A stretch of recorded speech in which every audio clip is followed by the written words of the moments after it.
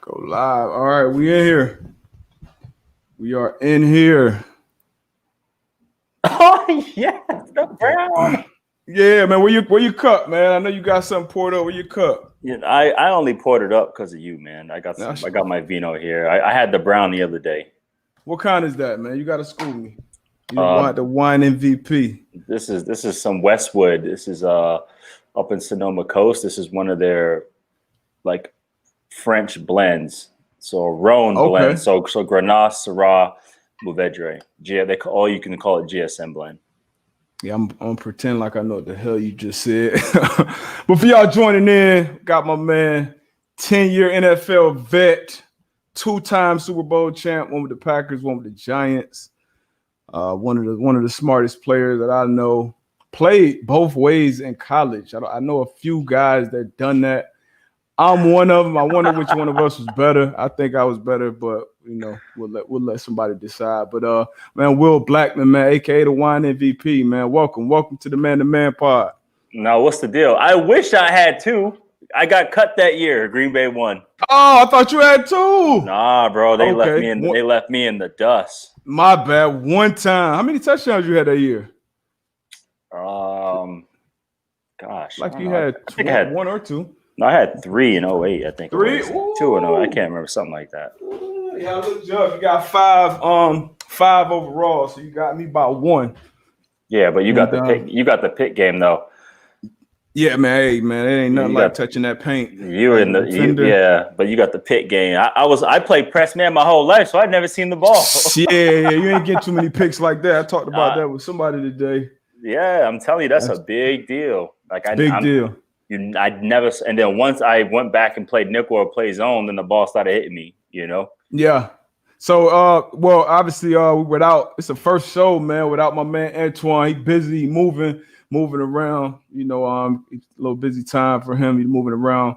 Got my man, me and Will 1-on-1. Should be good though, man. We talk all the time anyway. So I already know it's gonna be fun, man. It's gonna be fun. I can't wait for this one, man. But we gotta jump into your story. I obviously talked a little bit about your college experience, a little about your pro. I want to go back, man. We always start back with guys. Like, when did you even start playing football? Did you play any other sports as a youngin? How did you fall in love with the game? Man, I fell in love with the game. My father, he had all these old school VHS tapes, NFL films. So the hidden NFL football follies, and I would just sit back and watch those. I think Sam Spence with the music, John Facenda with his voice, like the autumn wind is a pirate. Like yeah. So it's kind of like I watched the guys who paved the way, and I was like, damn, I want to be able to do that. I don't know how I'm gonna get there. I don't even know if it's even possible. But I started playing around 6 is when I signed up. Yeah. So what is it called? You from Rhode Island, right? Yeah. So when I played flag, it was something else. But then once I played tackle at 7, it was Pop Warner. Okay, Pop Warner. So 7 all the way through. And you started early. I started late. I played a couple years of little league, but then my junior year in high school is when I really started playing football like that. I thought I was going to go to the NBA for a long time before that. And when my high school coach was like, man, look, man, you 5'9" right now. It ain't too many cats that's out there playing in the NBA right now, but it's a whole lot of cats going to college for free. Yep. Playing football, playing corner receiver. I was an athlete coming out playing quarterback in high school. So starting a little league for you. And then obviously, so like early on, were you slow to pick up the game, or were you just different from the jump? You already knew, your parents knew, like, okay, my son got something. Yeah, no, out the gate. So, I mean, my father, he played in college, and then he had like a tryout with the Jets. That's as far as he got. And he also was a big time coach in our area. So I was always around football. Okay. And football's in the house. I used to go to practice. So that's the only thing I ever knew. So as soon as I signed up, 6 years old, I came out the gate. I played quarterback. I never threw it. I never threw it. Probably running wing tee, triple watch or something like that. I dropped back and took off. And and then all of a sudden it got to the point where, coaches over there trying to bid over me, trying to buy me on their team. Yeah, and exactly. That's how I know it got serious for me. And this is Rhode Island. This ain't even Florida. Yeah, South Florida. It was, man. We had basically we had bookies at the game. It was real, man. You getting $100 handshakes at the little league games down here. Yeah, so that's how I knew it was serious for me. And then it's funny because when I went to start playing tackle, we already had like balls on the team, and nobody knew me in this area. I mean, I didn't know any kids, any coaches. Wait, so, y'all didn't play tackle as youngins? No. I'm saying I played tackle at 7. Okay. I'm saying so. I switched teams and leagues to go play tackle, and I just remember, man, like I was so excited to play running back or something, and they already had like guys in the team, so nobody knew me, so they put me at tight end out the gate. Oh, man, put you at tight end. That's one of the worst positions to play. And Little League for real, we didn't throw the ball, you know that, and so they put me at tight end. But the one thing I did know how to do is I knew how to tackle. I knew how to hit people, so they put me at linebacker. So I kind of made my name on defense as a little kid, and then I remember our fullback got suspended. This is 7 years old. Our fullback got suspended, and he said, "Hey," a coach said, "Hey, who wants to play fullback?" I just raised my hand. What the hell can a 7-year-old do to get suspended? Bro, we had some angry ass kids. So that's what I said at 7. Yo. He said, "Who wants to play fullback?" So I raised my hand. I was like, "Shoot, I'll do it." And first game, it was 38 whip. You know, pitch me the ball outside. That sound like a toss. That's a toss. You did right. And so I pitched it outside, took it to the crib, and ever since then, that's when my offensive career started in tackle ball, and that was that, man. So, man, it was cool, man. That's what's up, man. So fast forward to high school, man. High school, you quarterback, you receiver, running back. What you played in high school? Yeah, I know you had to touch the ball. No, I was straight running back. Yeah, because my favorite player growing up was Barry Sanders. You know, Barry Sanders. I like Eddie George. Like those are my two guys. And just overall as an athlete, I like C. Wood, and obviously Prime was a guy. But I played straight running back. That was me. So when I got to high school, we were a wishbone team, and I was like, Coach, running the ball 50 times a game. Nah, but I was like, we got to go to an I formation. Like I'm a tailback. Like I get the ball. So we switched formations. And I became a straight running back, and then, man, that was it. Running back and DB. Running back and DB. Yeah. So the recruiting process, how you end up at Boston College? I know it's pretty close to you. Yes. Probably maybe university. Was that a university you looked up to as a young kid and was like, hey, I see myself being there, or how did that go? Same thing. I had no idea how any of it worked. Remember, Rhode Island, like we don't have much out there in terms of like national notoriety. So you know, my brother actually went to Boston College as a student, so I was familiar with the school. And his roommate was the GA, the graduate assistant, and he was like, "Hey, man, I heard your brother's pretty good. He should check out the Boston College camp." So I went to the BC camp at 14, and I remember you went to a freshman in high school. Yeah, I just finished freshman year because I was young. I was young for my grade. And I remember making so many plays, and then at the end of the camp, they take all the guys on scholarship and put them in a gauntlet and have like a showcase, like one-on-ones and all that stuff. One guy said, "Hey man, throw Will in there." Like, he's 14. He was like, no, throw him in there. So I went in there and held my own early. Yeah, went in there, held my own, and then next thing you know, sophomore year, first day of homeroom, I get the offer letter from BC. So that was my first one out the gate, was BC, and First offer. Okay, so you D1 out the gate out of Rhode Island. Ain't too many D1 cats coming out of Rhode Island. Especially not back then. Not back then, no. And that was my first one out the gate. Just turned 15, and you know that's kind of where everyone was curious. Like, okay, who's this dude? You know, so people started taking notice. I actually got it. That's when a Nike camp was invite only. Yeah. Now I didn't want to go to this thing. So I didn't go to none of those, man. No Nike, Sparks. I probably went to maybe one. I feel like I went to a Rutgers camp when they I can tell you ended up at UConn. That's how I know you didn't go there. Man, I snuck up at here. So went to the Nike camp, and which was an embarrassment, dude, because I was a running back and they had us do one-on-ones versus the linebackers. Dog, absolute cooking them dudes. Like, we just run out and up. Yeah, they have a chance. Wheel routes, Texas route. Everything. I was running receiver routes on these dudes. Okay, I'm like, nah, ain't no running back going +4. I'm like, yeah, today we are. And so I ended up being the MVP of the Nike camp in New York. And then it just kept going from there. So some conferences, like the Big Ten, recruited me as a running back, which I was like, You guys a know lot of good running backs come out of the Big Ten. But I said, you know what type of running back I am? They were like, I said, I don't go between the tackles, bro. Like, yeah, that's down. That's power scheme. Yeah, That's A gap to A gap. I'm a scat back, bro. I'm a scat back. I look. I'm like Le'Veon. I'm trying to find the area, and and then also some teams looked at me at receiver because they saw me in camps. And then obviously an athlete, so they looked at me at DB. So I just end up being an athlete in the recruiting game. Yep. Yeah, I was the same. I played quarterback in high school, but this was before the Lamar Jacksons and those guys of the world. My high school coach actually hit me like, man, you should have played quarterback, man. This quarterback at UM, he remind me so much of you. I'm like, nah, I think I made a good decision. But that recruiting, so your recruiting process is pretty smooth then. I know a lot of guys we talk to, man, you hear all kind of crazy stories. We had Kareem Jackson on here, and like he basically committed and had to be at Alabama like within like 24 hours. It was like kind of like, hey, we got a spot. This happens. Hey, we need you here like tomorrow. And he made it happen. It's always those crazy stories that people don't hear about. But George was kind of fair. I would say probably the smoothest recruiting story since. So you get to BC your freshman year. Well, even before that, D, I was just gonna say it was one of the most fortunate. And I was kind of how I am now. I was, witty. I was a thinker. So even the recruiting process, I gave some teams a hard time. Like I remember, people like, how you turned down Notre Dame? I was like, it's like because the dude called me and all he talked about was their history. I'm like, bro, I know all this stuff. You know what I'm saying? So I was fortunate. Yeah, I was fortunate to do all that. I was like Tom Lemon came to the crib.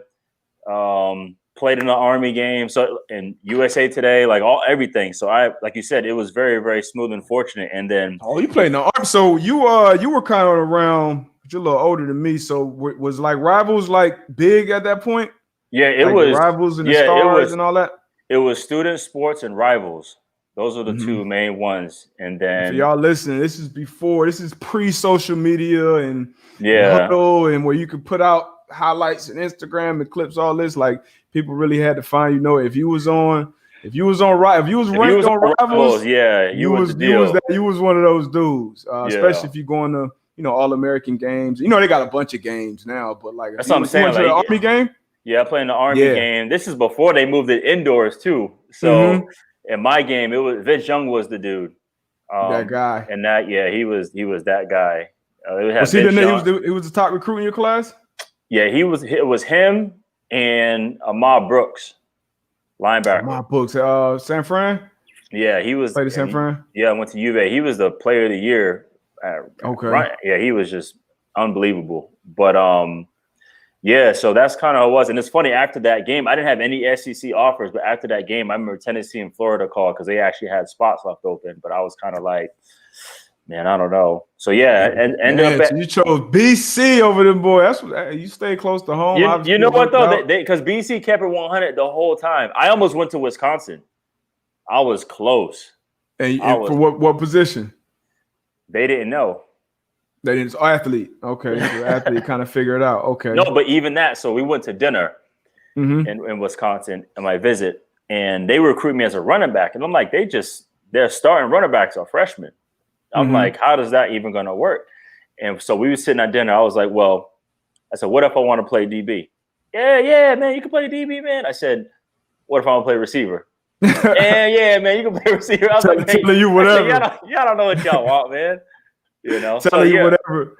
Yeah, so that's how I ended up at BC. It was just comfort, man, and the distance helped. I didn't care how far I went, but the distance helped. So like family showed up, they're able to show up to games and every stuff. Yeah, my dad went to every game. Yep. That's what's up, man. My my family came when they could. That was a long ride though. Right. My freshman year. So did you play your true freshman year at BC? Yeah, they threw me in the wolves. So I actually missed the first game, which was against UConn. And then our second game was against Stanford on Saturday night. ESPN threw me out there, returning kicks. That's all I did. So I was a 17-year-old freshman out there playing against playing against boys from Rhode Island to playing against boys in Stanford. And that's a big jump. My boy Tyvon Branch, we had on here as well. He was from upstate New York, not a big football place at all. He got thrown in that fire too. I redshirted. I went to college like a $164, soaking wet. Thought I was, I'm like, all right, I'm going up here, playing for 3 years. I'm going to the league. Like, they set me down after that training camp. Like, hey, gonna get you bigger, faster, stronger. Hey, out there next year, you're gonna do everything but play on Saturday. I'm like, what? I'm gonna practice and do this, and I'm like, oh man. But it ended up working out, man. Learned a lot of scout team reps. That was Orlowski's. Dan Orlowski's last year. That was his senior year. He was a big deal at UConn. Knew he was going to be an NFL When'd you get there? I got there. 2004 was my freshman year. 2004, okay. Yeah, 2004 was my freshman year. That was Dan's senior year, and that was our first ever bowl game experience. We had just went D1 a couple of years before that. Yeah. So, it was cool, man. So you come in and you were a kick returner your freshman year. And I played a little bit of corner. Little bit of corner, okay. Yeah, that's what I was going to ask you. So, at what point did you start playing both ways? Because it looked like you play like full games, like receiver, DB, like full games. Yeah. So the funny thing is, I was full returner and full DB, and then going into my senior year, I saw the rankings. Right, it was like Jimmy Williams, it was like Ty Hill, it was me, it was a bunch of dudes. So I was like in the top 10, top 5, DBs, depending on which scout report you read for the league. Yep. And my coach, I used to check that Pro Scout. I used to check that shit every week. Yeah, I got Pro Scout. I got what is it? Sporting News magazines over here and everything, right? So my coach pulled me in the office. He's like, we graduated 5 senior receivers, and they were all like ballers. They were like good for college. They never made it to the league, but they were really good for college. And he's like, we're looking, to possibly move you to receiver. I immediately said, hell no. Your senior year. So was Matty Ice still there? Matt Ryan was there. Yeah, he was going in. He was going into his sophomore year, and I was like, but he wasn't the main guy yet. And I was like, there's no way in hell. And I was like, I just saw the rankings. Like, I'm not about to go to receiver because he didn't ask me to try it out. He wanted me to go full time. Full time, damn. Okay. Yeah, because we had a lot of depth on defense.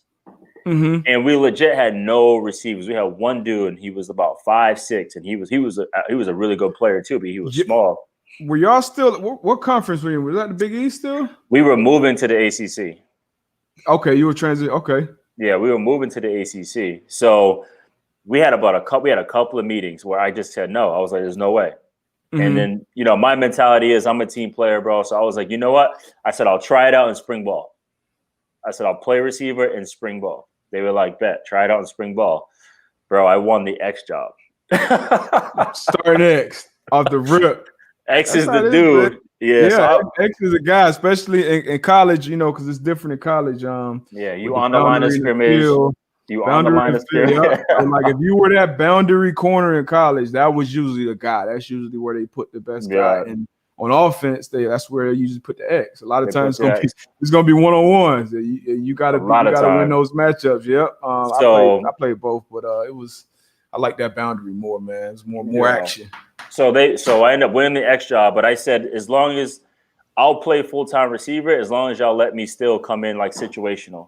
So the first game we played BYU, they had who was it? Todd Watkins, the receiver. So on third down, I would come in and I would match him up. But I played full go at receiver. Full go. Yeah, I had my senior year. So I put in that paperwork after my junior year. You send the paperwork to the NFL if you want to be an early entry in the draft, and they basically send it back and give you like a grade, like a draft grade, basically. Yeah. Based off evaluators, and usually they give you a grade or two kind of after. So if you're expected to be like a second round pick, they're gonna tell you like fourth, just because they want to encourage you to go back to school. So the insurance policy will tell you too how much money they give you. Yeah, Lloyd's of London. So I went through that process, and I'm like, man, like I was because my junior year was a deep cornerback class. You had Kaysen, you had Mike Jenkins, DRC. You had a lot of guys coming out. Who went at the top of that draft? But we had a lot of guys coming out. So I'm like, I'm gonna come back for one more year. And my coach was like, yeah, you come back, we'll let you play offense. I've been asking to play offense my whole career. And finally, my senior year, but it wasn't full time though. I had like 15 play packages, and kind of like you, like I already knew I was projected to go high in the league as a corner. And I'm like, hey, coach, look, I'm not running across the middle. Right. I'm not blocking, like, because we was a run heavy team. All the above. Yeah, we had Donald Brown, so we was a 21 personnel team. So basically, when I came in the game, it was like a 50% chance I was getting the ball. But it was fun though. It was nothing better than that. Doing it on a college D1 college level, because most people did it in high school. Unless you go to like a big powerhouse type high school, you play one position. If you're that guy in high school, you basically don't come off the field. You don't come off the field. I came off the field on like punt. That was it. Yeah, so when I played in college, like my first couple of years, my mom and my dad would come to the game. My mom would be like, "Yo, why they doing you like that?" I'm like, "What you mean? Like I'm a starter. Like, what you mean?" He's like, "Well, I feel like you don't play that much." I'm like, "Mom, like this ain't high school no more." She wasn't used to that. Before years started, my mom like, "Yo, you're not on the field enough." So that senior year, man, that was probably the most fun I had playing football. Even practice, I had certain periods where, all right, debut with the offense. So now I'm in 707. I'm routing up my own DBs and shit. So that was fun, man. It's nothing like doing that on the big stage. And it's only a few. I know you were one. Talib. I remember Talib played some offense. Did Seawood play offense? Seawood definitely played offense. Okay, Seawood. Champ Bailey. Yeah, Seawood was a standard champ. Yeah, Pat P did it in the league. Pat P did it in the league. Dion did it in the league. Yeah, so that's a Crow did it in the league too. He did? Oh, did he have like he ran like okay, Crow did. Crow was a freak. That Crow shit was crazy. But Crow didn't play his senior year and went first round. One game. But I remember, so when I was getting ready for the pro day, I had somebody send me, and this is kind of old, like we didn't have everything isn't as available as it is now. Somebody sent me that Crow's pro day workout, and I'm like, yo, this the lead. This is the lead corners. This was like this dude 6'3". He was ahead of his time, bro. Yeah, that shit was wild. But yeah, that's rare air playing both ways. So enjoyed that, man. So you get drafted 4th round, right? 4th round, because that was what happened when I went full time. Mm-hmm. I knew it was going to kill my draft status. Yeah, because they were like, so you feel like that hurt your draft status? I knew 100% it did, and that was why I was reluctant to go ahead and play it, because I was like, okay, I'm full-time receivers. Like, they drafting guys high because of the position they mastered. Yeah, it's like, okay, it's not like I can do everything. I'm pretty good at a lot of stuff, but I didn't master one position. So are they gonna make that? Be like a jack of all trades. You'd rather be. I got you. Yeah, like you got to invest in a guy who didn't master his position. No, you're not. Mm-hmm. So I knew that was the case because my draft prediction was like late 1 to a mid 4, or even early 5. That's what it was. Yeah, that should be stressful, especially back then. That's like 8 hours you sitting there watching TV. It was it all on the same day?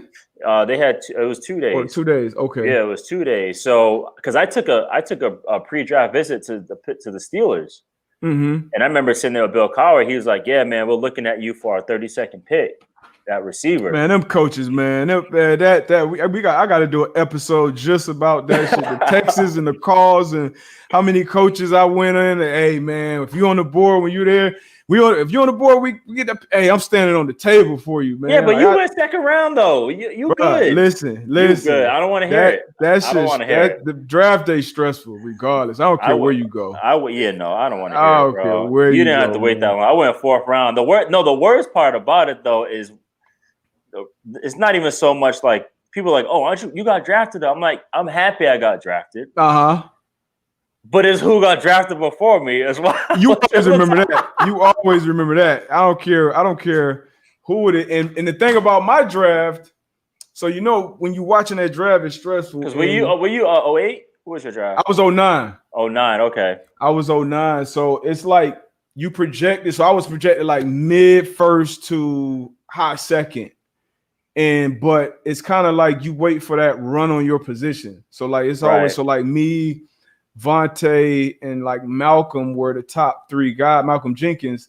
But we knew like Malcolm was going to be projected as a safety, but we expected Malcolm to go like top. I want you like you want the guys that's around or in front of you to go early as possible. I wanted Malcolm to go like 5. Right. I wanted Vontae to go like 7, 8. Out of there. And so I'm like, okay, the next team need a corner. I'm on the board. So first corner didn't go really till Vontae at 25 because Malcolm went 14 to the Saints. Then Vontae went to 25 because he like failed the drug test, some shit at the combine. He was supposed to be like a top 10, top 15 type guy. Right. So I'm watching the draft like, man, people calling, teams calling, hey man, if you're on the board, we gonna grab you, man.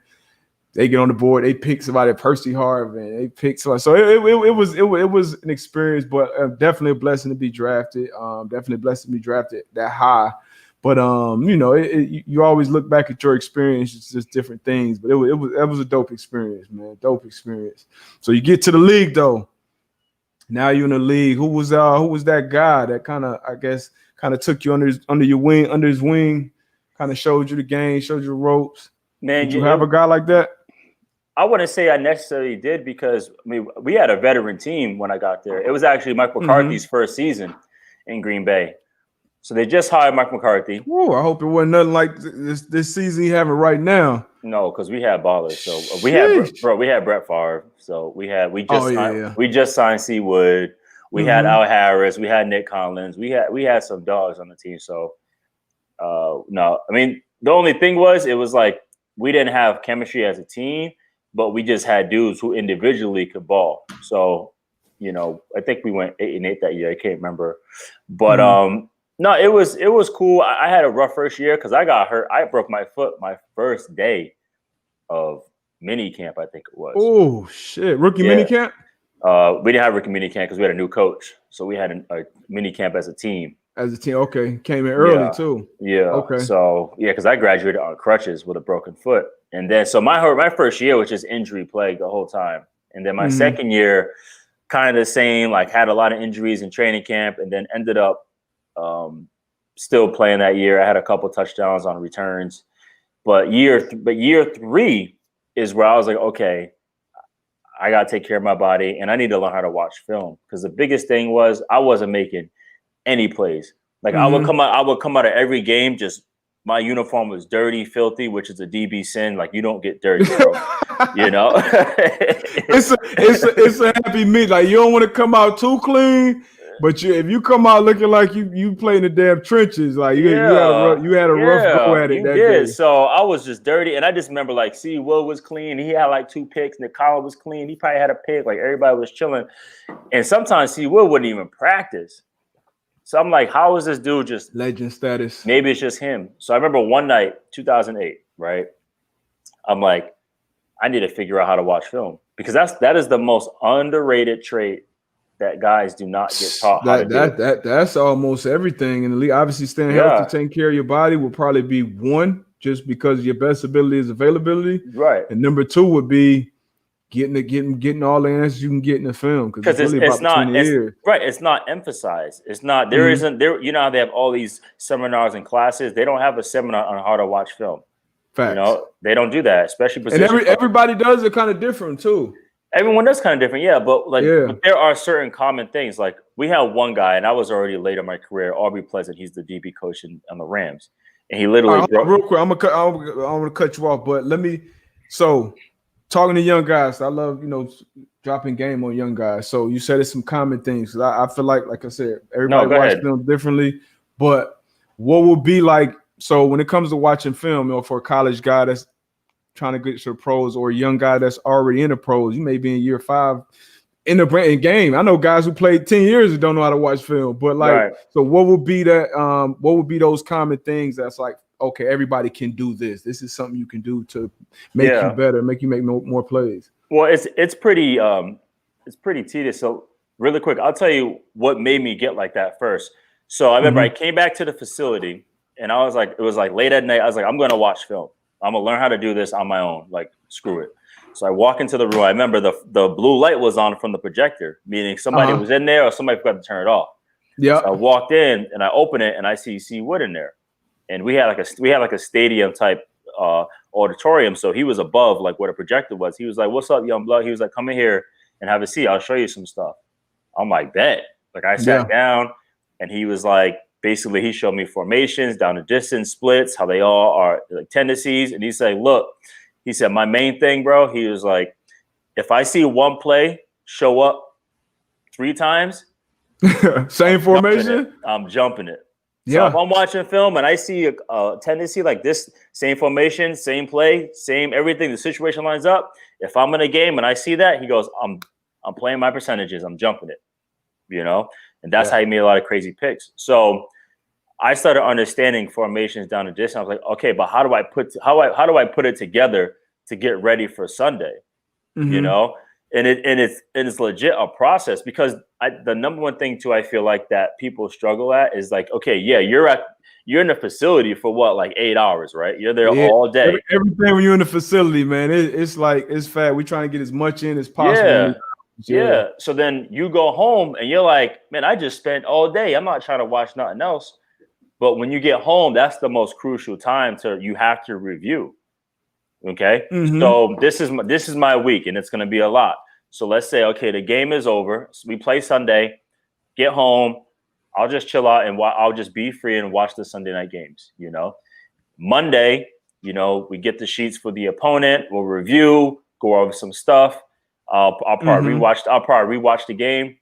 Tuesday, right? You're off. Tuesday, you're totally relaxed. But I'll start watching first and second down. I'll watch first and second down on my own. Why? Yep. Because Wednesday, we're going over first and second down. So I get a little bit ahead of the game, so that it's more review when we get there on Wednesday. Mm-hmm. So Wednesday, we do first and second down, have practice. After practice, go home, I'll review practice, and then I'll start watching third down. I'll start watching third down, money down. Why? Because Thursday is third down. Third down day, yep. Yeah, so I get ahead of the game so that on Thursday it's not too fresh for me. And then we go over it, have practice. Then same thing, right? Review third down practice on Thursday.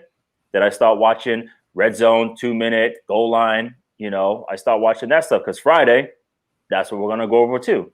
Yep. So I always watch them all in pieces, because what happens is then on Friday and Saturday, I'll watch a whole game and then put it all together. See, I started kind of the opposite of that. I would start. So I almost reverse engineer. So the first thing I would do with my next opponent, I would watch the game first. Yeah. I watch, you know, how they start the game, how they come out, their drive started, you know, P&10, you know, what are they doing, setting change. Like I wanted to see a game, and I would love to watch TV copies. Because I like to kind of hear kind of like the narratives. And the thing about it, and players don't notice, and I picked this up more so in my later years, like when so before games, players go into production meetings and they sit down, like the big time players go into production meetings and they talk with the announcers and they say, oh yeah, we're going to do this. So that's why when you hear the game, they say, hey, you know, we're thinking about, you know, getting Will Blackman more involved in the passing game this week, blah, blah, blah. So if I'm playing an opponent and I'm hearing about this stuff, like, you know, maybe the week, or maybe we like this quarterback does better with no huddle, you know, he's a fan of it, blah, blah, blah. So now you have all these little nuggets. So once I get to my week, now I have that in the back of my mind, and I break it down the same way as you. You know, you break it down those things, and then you get your cut ups. You do different things, but like I said, everybody does it different. And very similar to you, Sean Springs was my OG, my rookie year.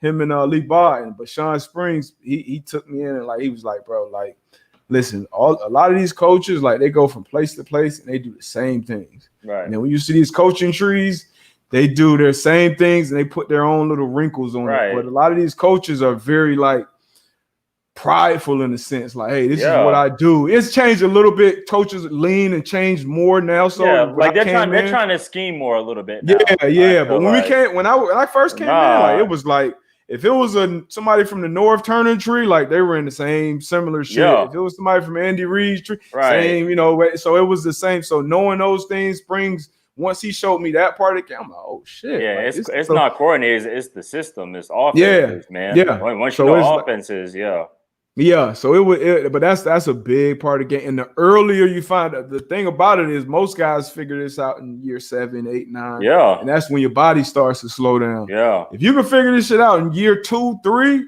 Man, it's gonna be easy. The game's gonna be easy, man. Yeah, when you still rolling out of bed, running 4-3, 4-5, 4-4, like, and you can move and play, like, that's when you start making Pro Bowls. And because that's what happened to me, man. It's like I was working, but I wasn't working as hard because I a famous quote. So Kevin Mathis, right? He was in Atlanta with D Hall. And he told D Hall, he said, D Hall, man, he said, word on the street is you ran a 4.1 at your pro day, right? He said, I run a 4.5. He said, but Kevin Hall said that? No, Kevin Mathis was telling D Hall. He said, D Hall, he said, D Hall, you ran a 4.1. He said, but I run a 4.5. He said, but I guarantee you in the game, I'll get to that spot before you can. And he was like, what you mean? He said, because I know it's coming. Yeah, he said, I know it's coming. That's a fact. And that's the thing. If you just, man, that the information is there. It's like they're giving you the answer to the test. We get to watch film. You get to watch film, and then the hardest thing after that is that you just trust and believe it. It's that's the hardest thing. It does come a point in the game, or points in the game where you're like, okay, I know this formation, I know this situation. Like, and for me, Springs, it was like, hey, the 3 times thing, it was the same thing. We would go into a game and he would show me, all right, look at this formation. Okay, look at the field position. All right, look at where this guy is. They're gonna window dress it, they may motion this or shift. Yeah. But that final formation, he's at Z. He don't usually line up at Z. When he's at Z, what did he do? Okay, we saw it this game, we saw it that game, we saw it this game. Okay, if he come out in this, it may be 1 or 2 plays. I'm not gonna try to jump everything, but if I see this and all them shits add up, all that shit, you got to drop your nuts and go make a play. Yeah. And that's the that's the difference between guys. I mean, I always tell young guys, hey, them plays, them pick sixes, those are the plays that change your life. You know what I mean? Everybody can do their job, but when you can do your job and then take that extra step and be ahead of the game, because everybody good, everybody fast, big, strong, smart. When you put that time in, it shows up. It shows up. So the guys that's playing now, who would you say is kind of has that combination of skill and you can, because we can watch a game and know, okay, that guy's prepared. That guy put the work in. That guy cares. Like who would be your guys now, either a corner or safeties? Gosh, corner. Obviously, you got to say Gilmore. I think he assesses every single situation. He plays every single person different. He understands like all kinds of leverage. He gets the weirdest picks where you don't think he's going to get the ball. Like he ends up picking it off. Definitely like him. Obviously, he's injured right now, but you always got to throw Sherman in there because that's actually Sherman's best asset. That's his best weapon. So you watch Sherman, you can tell. And the thing about Sherman, people always, he's a cover 3 guy. He lines up on his side. He plays third. That's not it. Look, man, when you know what the hell to do, because defense, when you don't want to be out there thinking about what you got to do. Sherman knows how he's going to be attacked in the same coverage he's been playing for 10 years. No, but that's it though. That's it. You know what he's going to be in, and he's still making the plays. So that's consistently. The problem. So that's my thing is like, okay, once you get put out there and they know you now, they got film on you now. It's like, how do you keep developing that armor to stay ahead? Those are the best ones, I played with Josh Norman. He came to the Washington, and he was the hot hand, right? Rightfully so. He made all plays in Carolina, came to Washington, but it was just like, okay, they see you now, Jano. Like, come with me and let's watch this tape. Let's watch this tape. He was big. He was big on his energy versus watching tape. I'm like, bro, I don't care how competitive you are. I don't care your tenacity. I said they're gonna put some things in there that's gonna get you. Yeah, and because once they get the book on you, man, it's like you gotta keep putting shit in your toolbox. Yeah, you got to, because once these are good. These are the best coaches in the world. These are the best players in the world, and the best players. Because we're at that level, it's not like college, it's not like high school. At that level, like the coaches and the players, like we're co-workers. Like you put food on my plate, I put food on your plate. That's how it should be, though. Yeah, so I'm watching film. So if we come in there on Wednesday, we got first, second day. Before Wednesday, matter of fact, I may be texting my DC or texting my position coach like, hey, I know we've been playing this coverage like this, but hey, they this is what they're doing on 3rd and medium. Like we need to switch this up. You know what I mean? Because if we win, we all eat.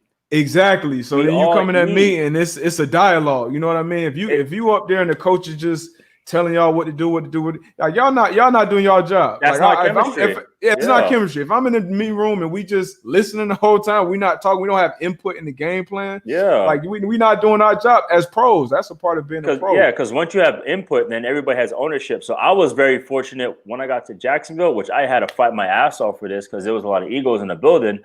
But now we got to the point where I actually had my own segment on Fridays. It was called Indicator Fridays, where I will find the most random stuff and tell the defense, hey, okay, I remember I'll give you a couple of examples. We played the Chargers, and I remember, okay, if it's 3rd and 15, if Eddie Royal was +2 behind in the slot, like he was 2 yards back, jailbreak screen. Yeah, because otherwise he was only +1. Yeah, 3rd and 15. It showed up in 4 games. They were like, okay, boom. Sure enough, we go to San Diego. We play the Chargers. It's like 3rd and 13, and I remember Jonathan Cyprian. He was like, "Hey, yo, black." I was like, "What's up?" He was like, "It's 3rd and 13." He was +2. I went over to the DN. I tapped him. I was like, "Hey," I said, it was Chris Clemens. I said, "Don't even rush, bro." I said, "Go straight to him." I was in cover 3, so I'm the nickel. I got curl flat. Hell nah. Ball was snapped. I blitzed, laid him out. Boom. Went rogue. and I went rogue, but we ended the play. But everyone on the sideline was fired up because we talked about it all week. It's nothing like that. It's nothing like talking about something, preparing, finding the answers beforehand, and then you see that shit, you like, yo. Especially on defense, because you can't find nothing on defense. You know what I'm saying? So the other random indicator I found out, so I'll be in my room Saturdays with a glass of wine before the game, and I'm just looking for the most random stuff. I'm watching a lot of games. I'm watching quarterback stances, receivers if they fixing it. Like I'm even looking at coordinators. So perfect example, it was Shanahan's offense when he was in Cleveland. I think he was in Cleveland, the OC. But anyhow, we were playing the Browns, and I remember a couple of times when they got the ball to start the half, and Taylor Gabriel would be in the game, and he ran a double move on the boundary. That's the most random thing, bro, right? Taylor Gabriel was not one of their main receivers at all. Fast as shit. Fast, but they also had Hawk, and Hawk's the one that got the ball too. Him and I think Terrell Pryor was out there too, or somebody else. I forget who it was. Anyhow, so sure, I'm like, gosh, this is the most random thing that I ever saw. Like that's the only time he got the ball. Halftime, start the game, first snap, double move. So I remember we're in the locker room chilling, and I just hear the coaches like, "Hey, yo, defense up, defense is up." I was like, okay. I said it was Dwayne Gratz, UConn. Gratz, that's my guy, man. I hosted him on his visit, man. That's my guy, man. So Gratzy, I said, Gratz. I said, this is random. I said, I'm gonna tell you right now, though. I said, if you see number 18 line up, you be ready. He was like, all right, bet, man. So we get out there.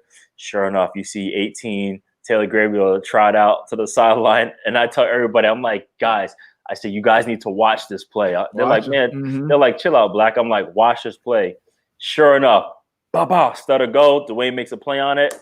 I just threw my hands up. I'm like, what's up? I told y'all, it's not like finding answers beforehand, man. I'm like, damn, what's up, man? Hey, real quick, we're gonna take a quick break because I'm gonna try to get my Periscope up. I'm gonna try to get this connected to my Periscope, so I got my Twitter followers too. So probably 3 minutes. We're gonna be right back, and we're gonna take questions. We have any questions yet? We got a couple already, but once we get back in the with my followers from Twitter, we should have even more. So 3 minutes, y'all jump back on. We back on in, let's say 3 to 5 minutes. See y'all in a minute. All right, well, I'll see you in a minute. Yes, sir. Let me see.